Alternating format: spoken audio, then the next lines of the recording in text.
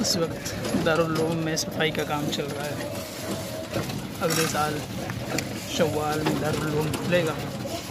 اسی کی مناسبت سے جو ہے درختوں کی کٹائی چھٹائی اور تمام کام انجام دیا جا رہا ہے.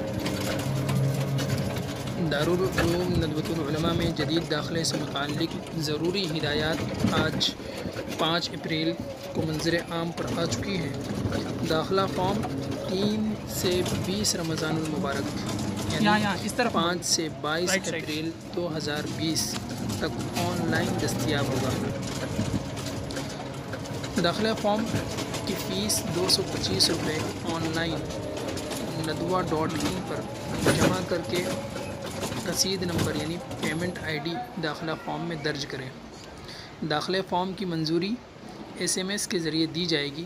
اس کے بعد دارالعلوم میں داخلے کے لیے تحریری ٹیسٹ میں شرکت لازمی ہوگی. یہ ٹیسٹ 14 اور 15 مئی 2022 کو متعین ہے. نتائج کا اعلان 16 مئی کو کیا جائے گا.